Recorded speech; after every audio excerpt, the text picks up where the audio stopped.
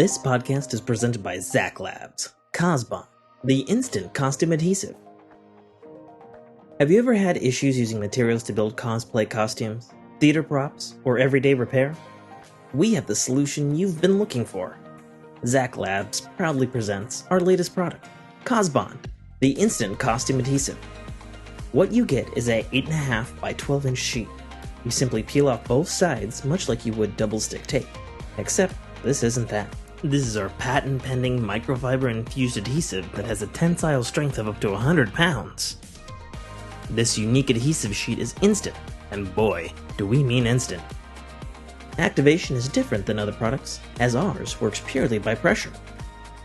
Simply peel and stick, applying even force, and it bonds. Instantly. It's human-safe, non-toxic, pet-safe, no fumes, and the best part, it won't ever stick to your hands. Rated for up to 75 wash cycles before starting to give. Great in the cold, rain, and even the heat. Stick anything to almost anything. Metals, plastics, most cloths, and best of all for all you cosplayers and costume builders, is all of your foam materials. While it does stick instantly, leave it alone with a bit of pressure for 24 hours and it cures to even stronger. So wave your magic wand and just use Cosbond, the instant costume adhesive. You are listening to a Dynamic Works Productions podcast. This show is available on iTunes, Stitcher Radio Network, and many, many more podcast services around the world. You can find all our content, music, videos, books, podcasts, and more on our website, www.dynamicworksproductions.com. Have questions, comments, or concerns for us? Head on over to the social tab on www.dynamicworksproductions.com if you'd like to talk to us. Now, on with the show.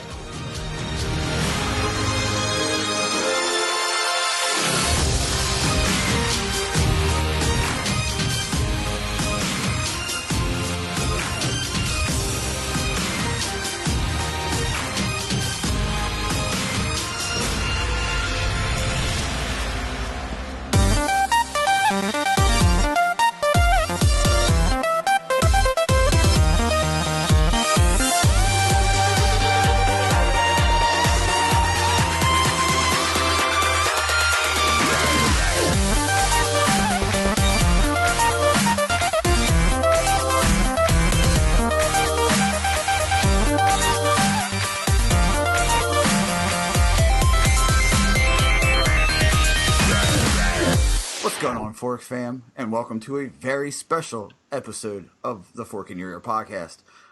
You might notice that this is not Tim, this is Mike, and Tim is out today. He's spending time with the missus and enjoying life, and we were gonna put a canned episode up, but I said, you know what? I got a better idea, Tim. It's secret time. And I'm about to drop a secret for you guys. But first, I have a very special guest.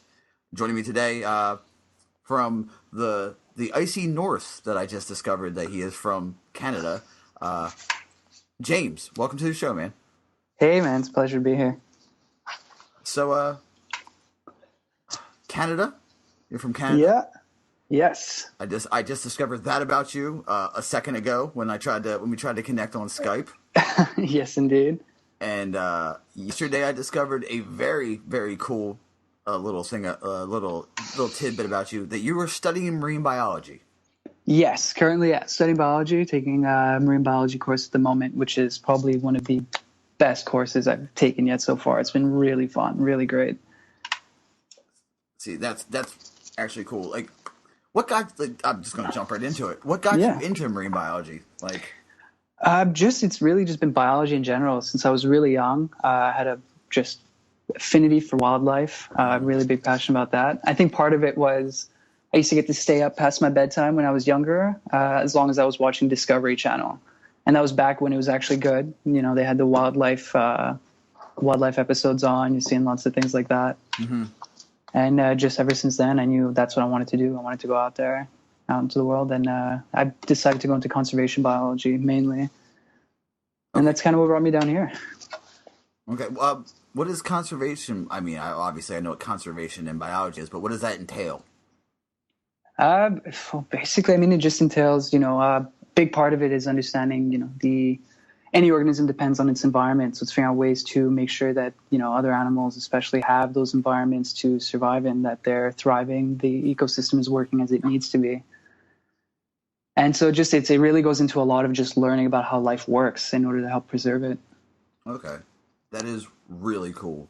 I actually let you know the other day, I'm kind of obsessed with sharks. I always have been. But as a kid, I wanted to be a marine paleontologist because of Megalodon. Oh, of course. It's a very good reason. Because my dad was like, hey, do you know that there was a big old great white shark? And I was like, no. And then he showed me the infamous picture of the Megalodon jaw with the guy standing in it. And I'm like, oh. And then, obviously, every kid loves dinosaurs, right? Yeah. Could you imagine something like that swimming around right now? I mean, we have, the blue whale, which is the largest mammal to have ever lived on the planet. Mm-hmm. And we still have those swimming around, which is pretty incredible. But, great whites are terrifying. Yeah. Yeah. So that's one of the things like that would be the apex of apex predators. Megalodon. Sure. And there's a movie coming out called Meg. I don't know if you've seen the trailer for that. Yes, I have. Is that with Jason Statham? Yeah. Do you? Yeah. Do you giggle when you watch that? Like, yes. I thought so. Because I'm like, they wouldn't, like, a shark that big wouldn't give two shits about someone the size of a human. They would be tearing apart like whales. And I mean, the scene with the giant squid was pretty accurate. Yeah, exactly. But I mean, the second I saw that, I was like, one, I'm going to see that movie because I'm a movie fan. I'm a cinephile. I love all movies, even crappy ones. But yeah, it looks like a fun movie. Yeah, that's exactly how I was going to describe it. It looks more fun than enjoyable. It's not going to win an Oscar.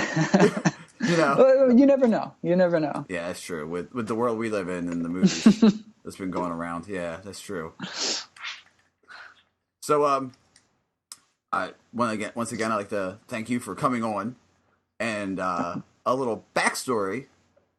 James and I met. We're both members of the Glass Cannon Podcast Discord. And the secret is that Tim and I, the little project we've been working on, is a Actual Play Pathfinder Podcast that we are bringing to you guys. One, I love Pathfinder and tabletops in general. And as a fan of Glass Cannon, I caught the bug. And James was a member of the Glass Cannon Podcast Discord, and we had a game the other day fall through, and I went and asked for members, anybody who wanted to fill in and just play a game, a session, and he answered.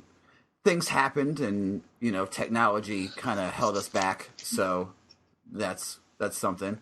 But Tim messaged me and said, "Hey, get James on and talk to him, see what he wants, see what he's thinking about for characters and whatnot, and we'll see what's going on." And I guess for Glass Cannon fans that listen to this podcast, one, thank you guys.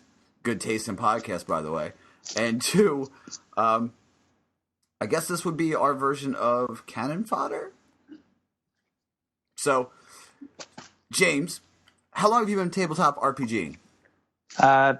Not very long at all, to be honest. I actually started listening to GCP before I had the chance to start playing. I had heard about it from a friend, Pathfinder in general, and I thought it sounded pretty cool, pretty fun. So I was looking for a podcast to listen to get into that, and I came upon the GCP. Okay. And I think maybe that was about 2 years ago, and since then I might have had the opportunity to play a handful of sessions since then. Mm-hmm. But I've been just pouring through the books, and it's just been it looks like an incredible world to hop into. Okay, so you were like me. I started playing Dungeons and Dragons from Redbox, the very beginning. Oh, wow. As a young kid. Me and my buddies were walking around, and his dad had the books, and we started reading the books, and obviously, what kid doesn't like dragons? And I got into it, and I found the GCP totally by accident too. It was just I was looking for I work in a warehouse, and I was looking for podcasts, and I was like, man, I haven't played Dungeons and Dragons, so I typed in Dungeons and Dragons, and I guess the game, the algorithm is like, well, Dungeons and Dragons and Pathfinder are basically the same. Do you mean this? And I was like, what is this? And I listened to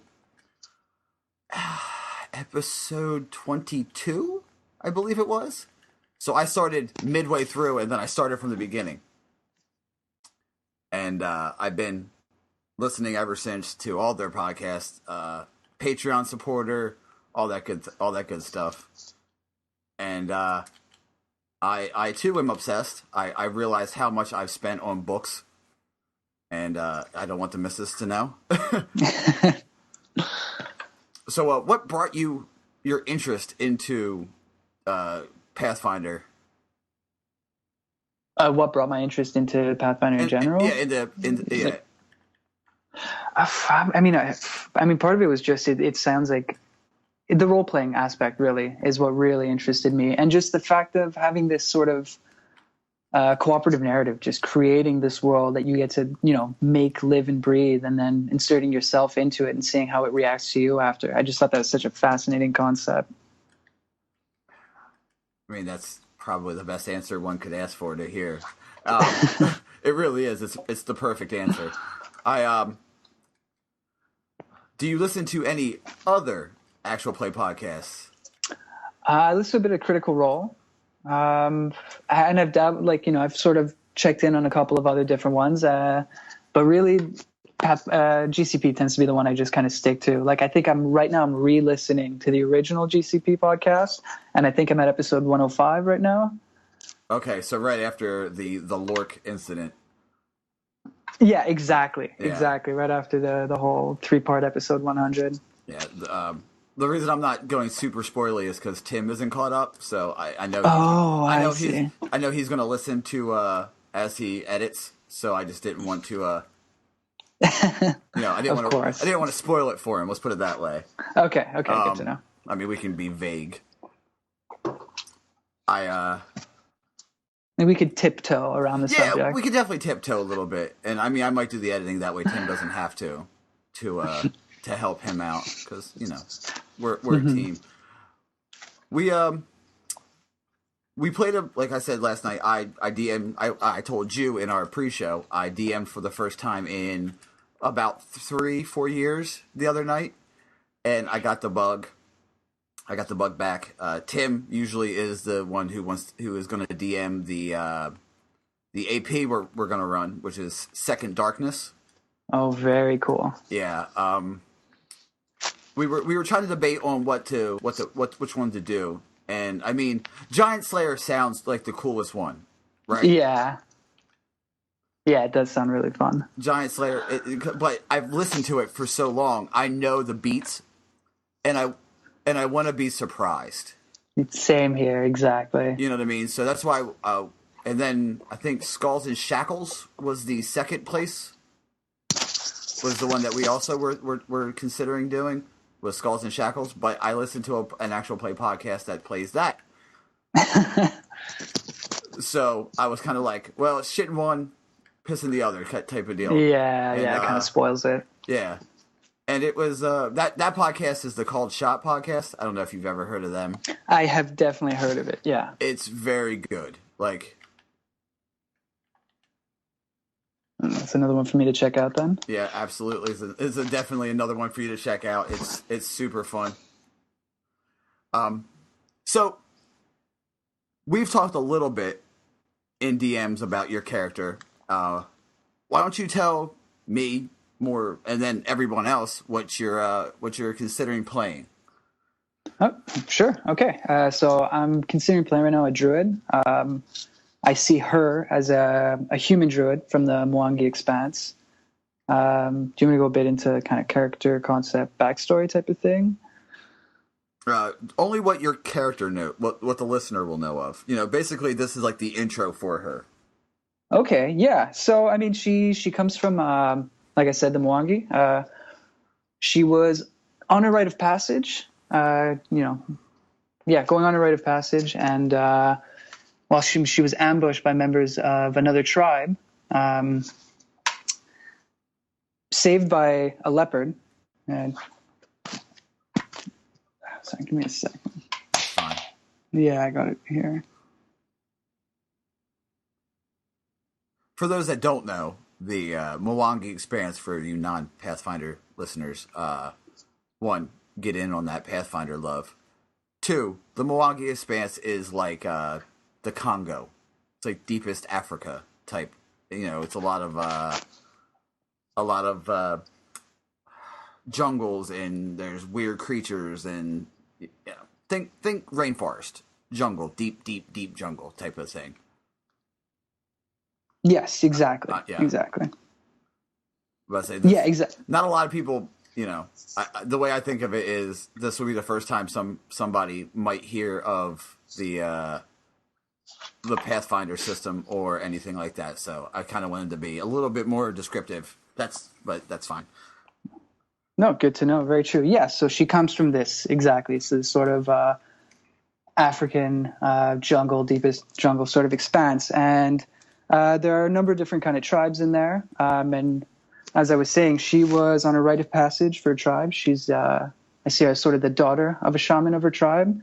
And she was on basically a ritual journey when she was basically jumped by a couple of people from a neighboring tribe that tends to basically attack other tribes and take the survivors as captives to sell them off as slaves. And this same thing ended up happening to her tribe. On the way back, she found out that her tribe was basically decimated, and all those that did survive were taken off to be sold off as slaves, and her brother happened to be one of them. And being an expert tracker, she's been after him ever since. And that's when she finds herself in Riddleport, having heard that they were sold off to slavers who were headed for there. Okay. That's exactly where Second Darkness takes place, so it fits perfectly. So the handful of times you've played, what classes have you played? So I played a druid once. Another time I played a ranger and a wizard. Okay. And I think those are the three, yeah. And I've only, really was just, they were all one-offs, so I've never gone past level 1 with any of them. Oh wow, okay. I'm playing a wizard now, he's more like the Umlo character. Okay. He's controlled by me in the campaigns that I started running yesterday. And let me see, I played a bard and a shit ton of paladin. I played paladins up, down, left, right, and center. I even played a paladin of Caden Kalian, yeah. Caden Kalian, which is basically the way it was. It was just a swashbuckler that had smite evil. Okay, that's a great concept. Because the DM was super cool. And, the second I said, I want to play a paladin of Caden Kalian, and they were like, he can't. And I'm like, well, I mean, I could, but wouldn't it just be a swashbuckler with smite evil? And he was like, I love that idea. It's yours. And I'm like, yes, fuck yeah. That's great. That's great. So I had a little bit of panache, and basically he made the class for me. Wow. Okay. It was some panache. The points were the feats or deeds. I'm sorry, deeds that you could take were limited, but I had smite evil, so I mean, you can't complain too much. No, I can't. No, I couldn't complain at all, actually. And I was like, "Thank you very much." The way the smite worked, instead of spells, it was you burned a panache point. But he had more panache points than normal, than a normal swashbuckler. So it kind of evens out. Okay. But I mean, it was a super cool concept. Now you're playing a druid. What's your companion? So I'm thinking of a leopard. Okay. Small cat. You did mention the leopard. Yes. In the backstory, that makes sense. Okay. Will the leopard have a name? I think I might have one. Yes. Yeah. Okay. Would it be Eartha Kitt? And okay, wait, maybe I got to take a bit more time to think about it. Then that's where we're going with this. No, I was just making I was just making a glass cannon. Yeah. It's however you work out. For the game in the Second Darkness campaign, I might as well give a little nod, wink and a nod. I'm playing a goblin alchemist. Okay. Named Tebin Nemec Tentoes. He has 11 toes, so he doesn't know why they call him Tentoes. So, running joke. Wow. Okay. Which, every character has to be there has to be a funny character in every campaign. It's written rule of Pathfinder. So, I know I had some other questions. What weapon were you thinking? Weapon. So I was from what I was picturing of her, I sort of was thinking of taking the heirloom weapon trait and having her have a longbow. Like a passed down through generations. Yeah, somebody gave it, like her brother gave it to her as a good luck type of thing, maybe. Exactly, for that actual rite of passage, where she went out on her own into the wild. Okay. And that was sort of what was given to her then. And perhaps the quarterstaff. I feel it'd be very simple, very basic, kind of made from what they can with what they have. Yeah.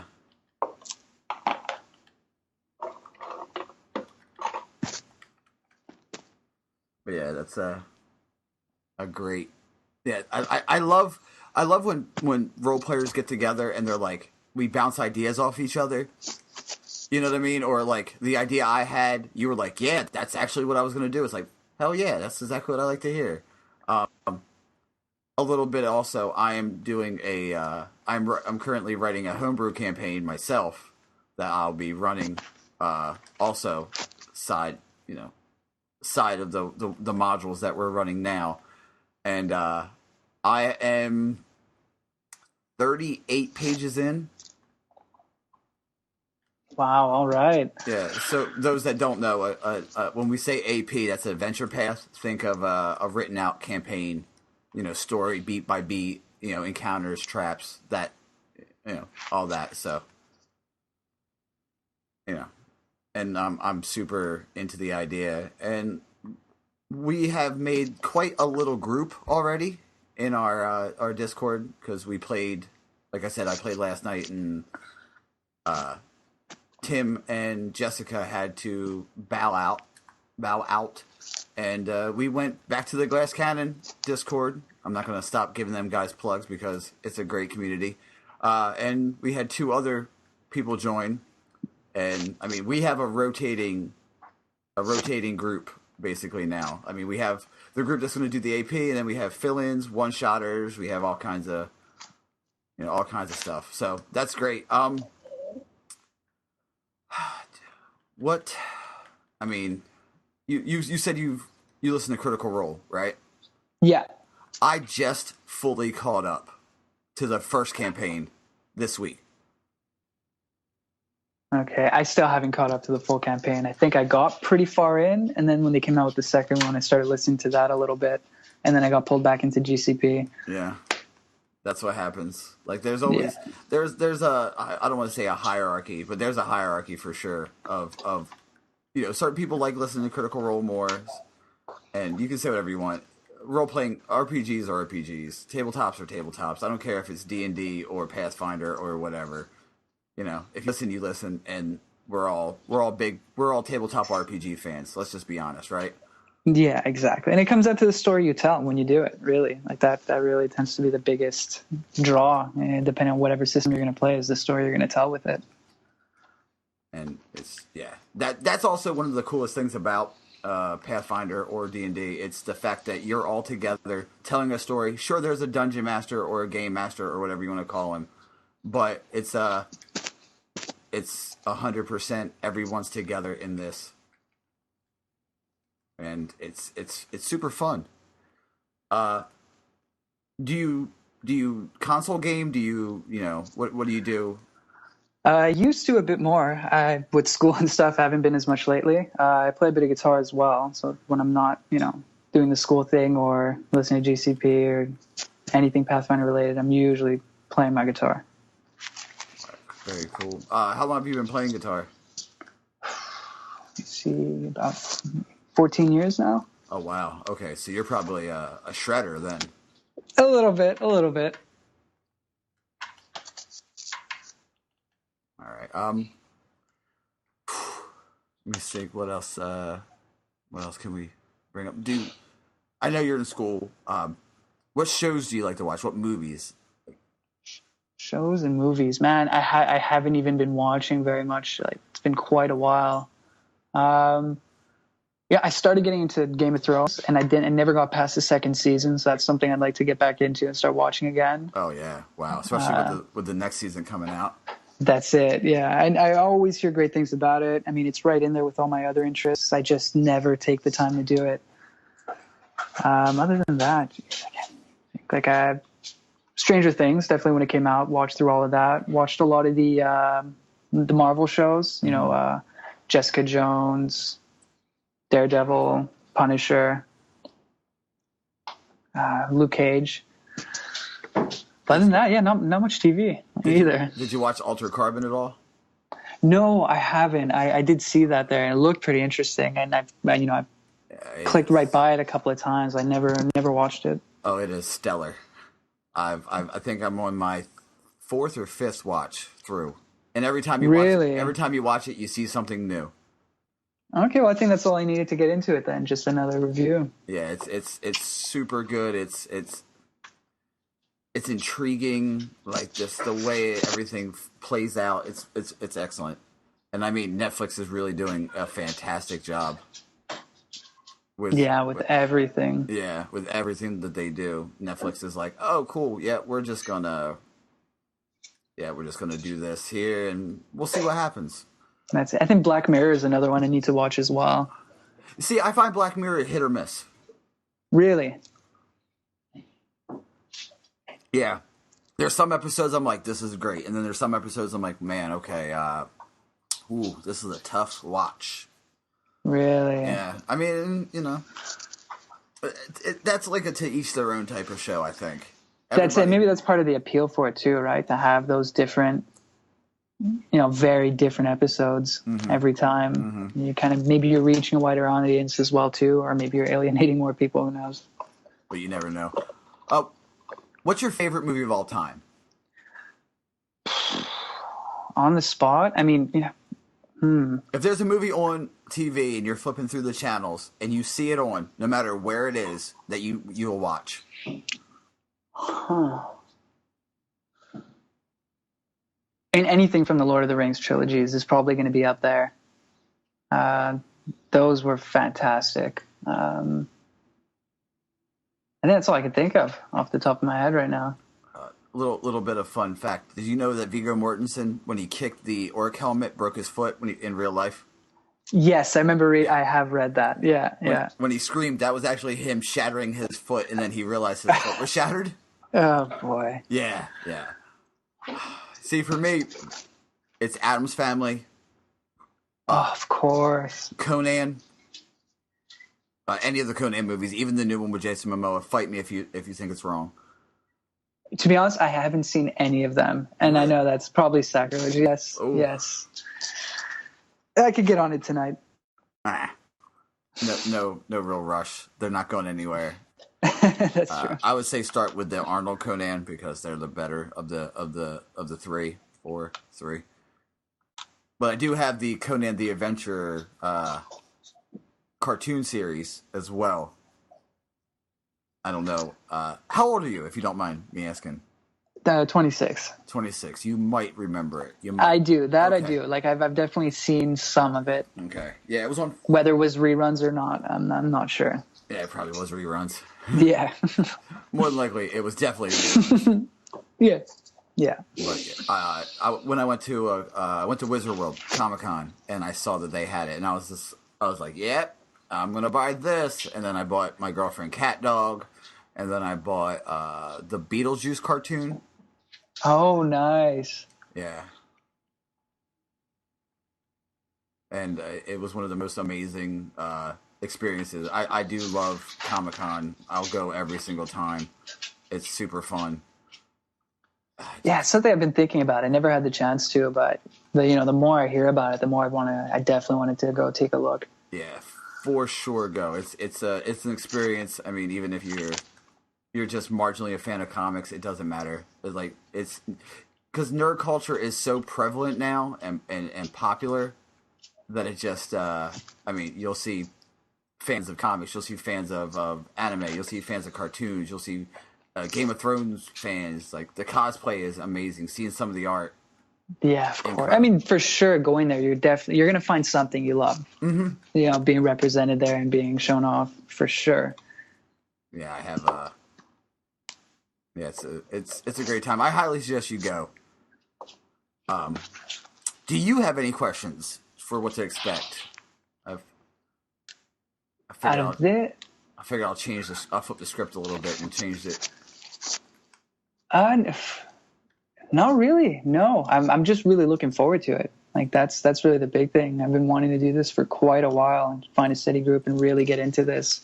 Yeah, I mean, we're gonna have steady groups playing, and like I said, Tim is going to be GMing the campaign, the AP. I'm going to be doing a couple learner games, modules, side games, so that Tim can get reacquainted with the rules, and everybody who isn't familiar with the game can learn. You know what I mean? It'll be like training wheels almost. Ah, that's perfect. Think of it that way. And I mean, like I said, I haven't GM'd in a good little bit, so for me, it's I miss playing, I miss GMing, and I'm ready to get back in. I don't want to do a short episode, and we've only been going for about a half an hour, and I find it interesting that you have time to do Dungeons and Dragons and college and all that. Are you going for your master's, or? You know what? I mean, my plan is to do that at the very least. Mm-hmm. Like, I really feel like I'm going to be in it for the long haul. It's something I have such a passion for. Like, it's a joy to actually be in school learning this stuff. Yeah, I like I told you, I have my bachelor's in Japanese mythology, which is crazy. When I thought as a kid I'm going to learn about paleontology and sharks, and I was like, you know what I'm going to do? I'm gonna learn about Japanese culture and mythology. Yeah, it's definitely like crazy the paths that you end up taking in life as you go down. You just sort of, it's easy to just switch over from one thing to another. It was just partly my location at the time. I was in Japan. I lived in Japan at the time. So that's a pretty big factor. Yeah, it was just serendipity, really. Like,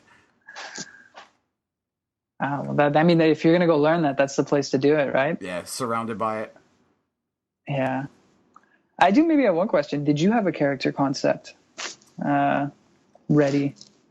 Well, I mean, my Goblin Alchemist. I'm playing for the AP. Okay, that's the one. Sorry, that's the Goblin you're playing for the AP. Okay. Yeah. My concept for my wizard in the game I'm running, he is a collector of all things. An elf named Ka. He is an elf collector. He's intrigued with ancient magics. He started his life after learning about magic to go collect all magics, and that's basically think of like Benicio del Toro, the collector from in the Marvel Guardians of the Galaxy. Was it in the down? Yeah. Marvel. That's basically what he is. Just the collector, if magic.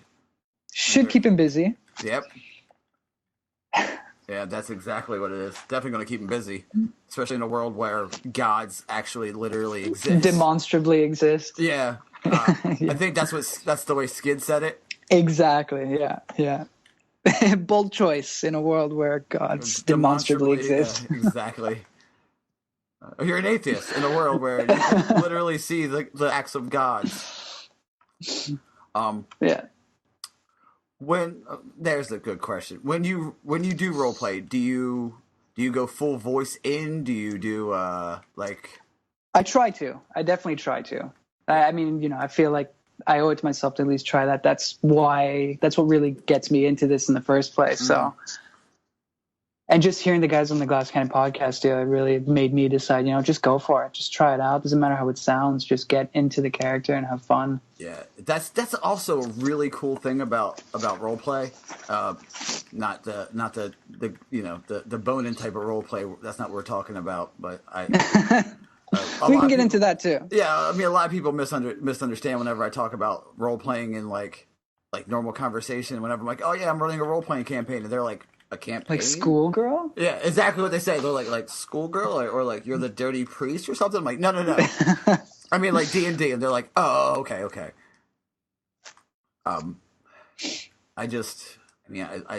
love the fact that every character I play is it can be a piece of me. It could be something I will never be, like as I played a monk, and I am by no means stoic or peaceful. I am very, very, I don't know if you realize this, I am very, very, very hype. I can be the hype one in any situation. And I played the monk. Monks are really cool in Pathfinder. They take a lot of work because you can't wear armor, but other than that, it's something that's super fun. I mean, I like that you gave Tim stuff to work with in the campaign. With your brother, with all that, because you can have a surprise. You can have the fact that your brother shows up midway through, and you have to save him. There's so many hooks for that. That's it, exactly. And that's another thing I learned just from listening to the GCP was exactly that. Trying to find a way to kind of put your character in the hands of the GM and really just be able to give him something to work with. Yeah, we did a episode 0, and I don't know, you probably know, but goblins in Pathfinder, in Galarian, shouldn't be able to read or write because it takes the memory. They think it takes the memory from their mind. Yeah. And I just thought that was funny. There was a little joke that happened. A flyer was handed out, and my character has an intelligence of like 19 or 20.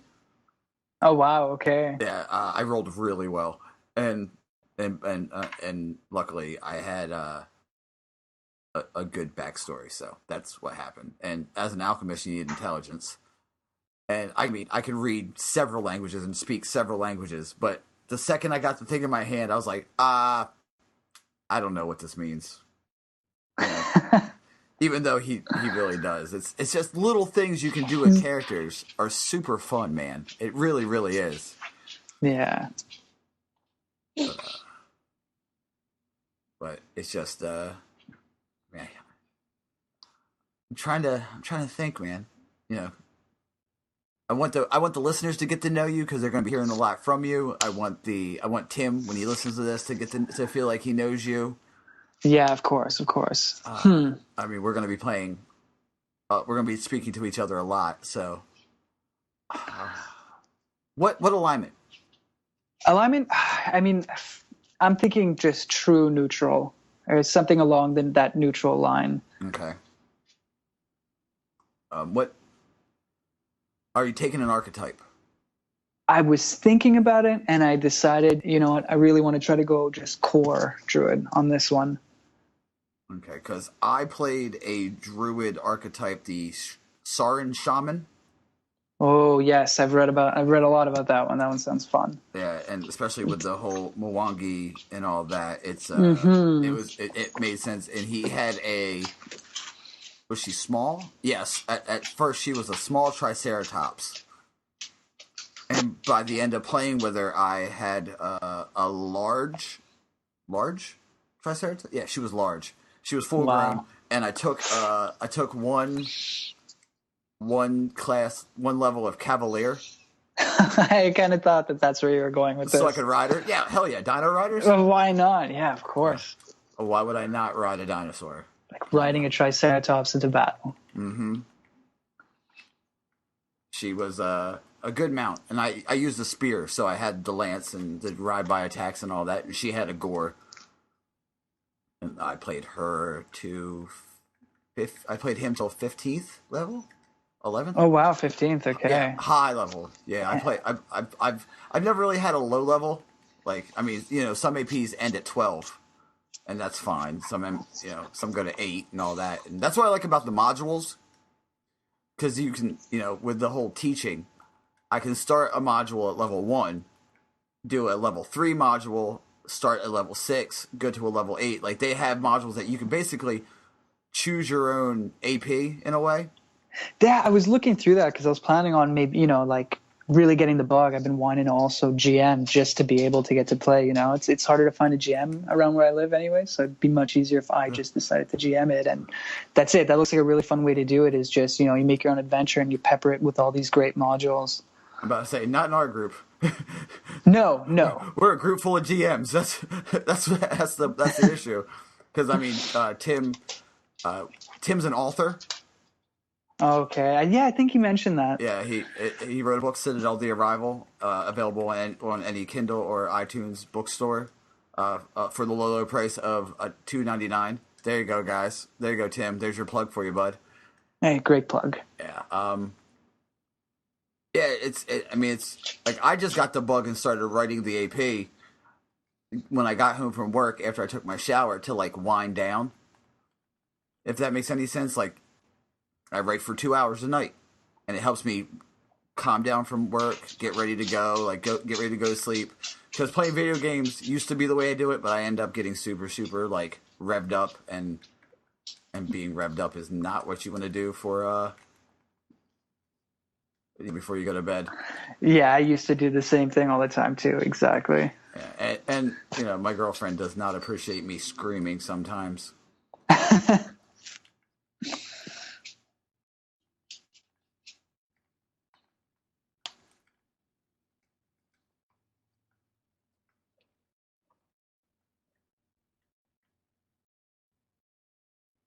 Yeah, it's sorry, I just had to drink a little bit. That's fine. I actually took a sip at the same time. Yeah, sorry, Tim. There was a little bit of quiet. I'm just trying to think, man. Like, what WWTD? What would Tim do? What games when you did play? What kind of games do you like to play? Oh yeah, that was super varied. So I mean, World of Warcraft was always one I stuck around with for quite a long time. Big fan of The Witcher, like Witcher 3 especially. Played that a lot. I've never played The Witcher. It's fantastic. Yeah, I mean, if you like slightly more Western RPGs and stuff, like that was one of the better ones I've ever played. Okay. The story was great. The world was, at least in my opinion, the world was beautiful. I thought it was really, really well done. There's lots of lore in every corner. Yeah, I play a lot of shooters. I play a lot of, the whole being a tabletop RPG fan. It was one of the things that was just had to be done with Baldur's Gate: Dark Alliance. I don't know if you even remember that game. I definitely heard of it. I've heard speak of it a lot. Never had the chance to try it out. It's D&D.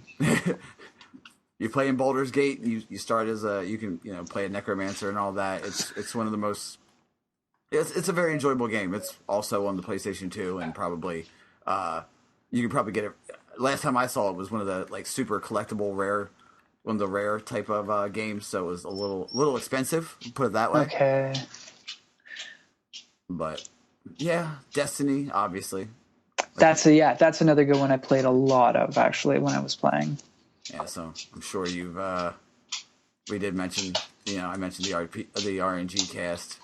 Yeah, that's it. Like I see it right now in front of me. Yeah, so I see the little Destiny symbol there. Yeah, that's my emblem. That's my my Skype login or my Skype logo. So very nice. Yeah. I mean, man, I don't know, man. I think this would be. I mean, if you want to, we can cut now if you want, and just do a little short episode, little. I don't want to say interview, but a little introduction to you. Yeah, sort of like a little teaser episode. Yeah, we can do that before we hop into the world of. Yeah, it's like Critical Role when they do the Grog Stonejaw, that type of thing, Strongjaw. That will be how we play this up. Yeah, a little less rehearsed, but Yeah, I mean, we're never rehearsed. yeah. You That's have what I time. mean. You have time to think about it when before we start actually playing. Yeah. You could do. We're gonna probably do it again, but this will be the meat. What's your character's name? So yeah, I'm still kind of working on that. I was thinking Tanzi is so far what I got. Okay, Tanzi. Yeah, Very Mwangi. Tanzi. Yeah, Tanzi. Okay, yeah. I like it. I like it a lot. That's actually really interesting. Like I said, mine's Temek Nemen Ten Toes. Great name. Great goblin name. The joke is his initials are TNT. I only just got that right now. That's great for an alchemist. Yeah, like his bombs. The other joke is his bombs take the form of iconic bombs in pop culture. Like in our playthrough, one of the bombs was a red barrel that has TNT scribbled on it in like crude letters. Another one is he did a bomb from Mario Brothers. Like the walking bomb. Yes, the bomb bombs. The bombs, yeah. And Yeah. I mean, yeah, it's I just have so much fun with I don't want to say funny characters, but he is a funny character with all the shtick and jokes and stuff, and you're gonna laugh. He's very taxing on my voice though. He's super taxing on my voice. He talks a lot like this, and he's very expressionate. So it's a little Beetlejuicy, and it's kind of tough with it's kind of tough. Yeah, to keep that up for a couple of hours for sure. Yeah, the first time we did it, I woke up the next morning. I was like, oh man, I gotta do warm ups or something. So I went online and looked up hardcore music tutorials, like how they warm up their voices, like the growly, Pantera type. Yeah, of course. And that's how I did it. And now I can. I actually found voice actors have a lot of tutorials on how to warm up and how to do things, because I mean they could do anything from like the demonic voices to the whole we have to do this. They could just be their normal voice. They could accents and all that, and I'm pretty crap with accents. I think I've been told. But, You've been to that. I don't think I'm very good at it either. Yeah, but just keep trying anyway. Yeah. You plug away at it. And yeah, that's how you get to City Hall practice, right? That's it. Exactly. I'm just trying to think of anything else here. Nice little short episode. Everything is good. Do you have Instagram, Twitter, anything you want to plug? No, actually, I kind of got rid of all that right now. But I might get back. Into it. Okay, well, I mean, you probably will once we start playing again. Yeah, then I'll definitely get on that. Yeah. I'll just hit the plugs real quick, and then we can call it a night, because apparently someone's getting arrested. Oh, damn. It's all right. They're coming for me, all the way from Canada. It's going to be... You have time. Oh, you have wait time a to minute. get away. Some news about Canada. You guys legalized pot. Yes. Holy yes, we shit. Did. Yes, we did. I have like 3 dispensaries within, 5-minute walk of my place. Oh my God. Let me just tell you, I saw that and I'm thinking, okay, all right, hold on now. Hopefully America follows suit. We don't do government, we don't talk politics, we don't talk religion. That's the rules. Yeah. Usually causes arguments, but There's good rules to stick by, that's it. Yeah. Religion, government, and politics. We don't talk about, but the legalization of marijuana is very, very awesome, because do tourists get that brought in too? I don't know. I really, it's funny. I live here. I have no idea how they go about it when it comes to that. I mean, in states that it's legalized for recreation, like Colorado and California, if you don't have to be a resident, you can just be there. It's like going to a bar. Well, yeah, I mean, I guess it depends. Like a lot of the places I've been to, usually like a lot of the time they will ask for some sort of, they might ask for a doctor's note or something like that at first, just to have some sort of reason. Yeah, exactly. But if it's legalized, like recreationally, you don't need a reason. It's just I'm over the age of consent. I'm over the age of 21 or whatever the age is, and then I think they might have pushed that back a bit because I mean, right now, like I still don't see anyone just going in right off the street buying it. You always need to get a membership. You need to go through that whole process. Oh, okay, yeah. I'm not sure because I think they pushed it back. I think that was supposed to be happening in June or July, and I think it's been pushed back a bit. Oh, the legalization. The legalization. Yeah. You have it medicinally now, correct? Yeah, exactly. Oh, yeah. That might be why you need a doctor's note or a reason, and then after that, it's once it gets legalized, it's for everyone. I remember that's it exactly. It's still a couple of months away. Yeah. I mean, we have time to move to Canada if you chose to do so. That's exactly what I'm trying to say. Yeah. I mean, I was Toronto. I've heard Toronto is very nice, and I know you're in Montreal. I should probably change that. I lived in Montreal until about 4 or 5 years ago, and I moved out here to Victoria, British Columbia to go to school. Okay, I know where that is. Basically moved as far to the west as I can go without a passport.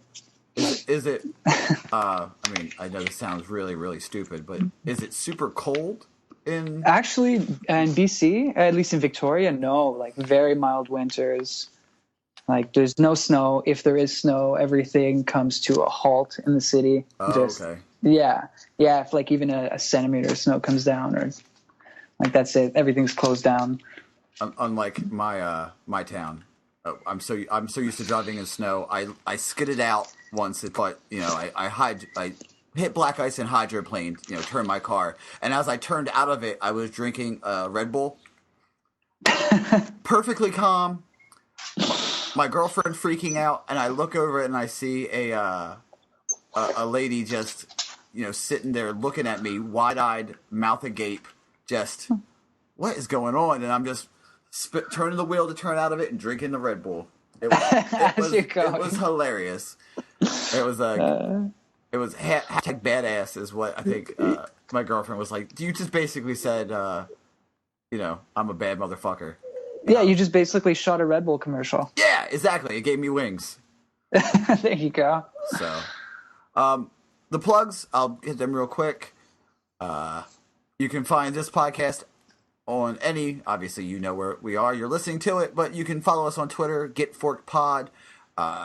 Tim has thousands of other podcasts to follow. I think the Agents of the Nine has a Discord, or has a Twitter. We have a Discord. I believe it's pinned to the top of the page. If it's not, tag me in Twitter at BusterKnuckle13. If you want to follow my other podcast, the RNG Cast, you can find us at the RNG Cast on Twitter. And I guess that sticks a fork in it. I'm done. James, thank you for coming on.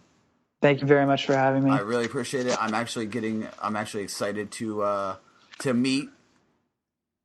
I don't want to. What was her name again? I should have. James. Don't even worry about it. I'm terrible with names. No. I know your name is James. Okay, I thought you forgot about me already. All right. No. Yeah. Tanzi. I can't wait to actually get a little game time with Tanzi and have her meet Temek, because that might be a very interesting little fun ha type of situation. Should be explosive. Yeah, it would definitely be explosive. And with that being said, again, stick a fork in it. I'm done. See you, Fork Fam, later. Thank you for listening to a Dynamic Works production podcast. You can find our podcast at www.dynamicworksproductions.com. Feel free to email us at dynamicworks@mac.com.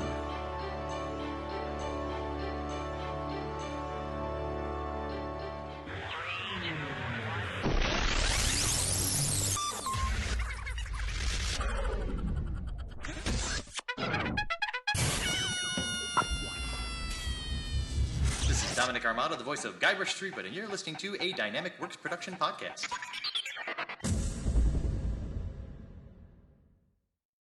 The Citadel, Arrival, is the first installment in a series of epic science fiction short stories reminiscent of the Pulp Fiction style.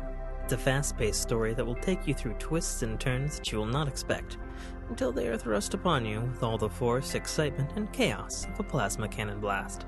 The story follows Katarl, a nobody cog in the working wheels of a futuristic society run completely by Megacorp, a corporation that carefully runs and manages the lives of the people living under its sphere of power. On one of Katarl's few and far between days off from work, an outing he had hoped would be fun and relaxing turns into an explosive adventure that drags him kicking and screaming into situations and challenges that will make him question every aspect of his life. Watch this colorful tapestry unfurl as Katarl and his newfound allies find their way through this classic, yet oddly surprising tale of good and evil, where nothing is quite what it appears to be.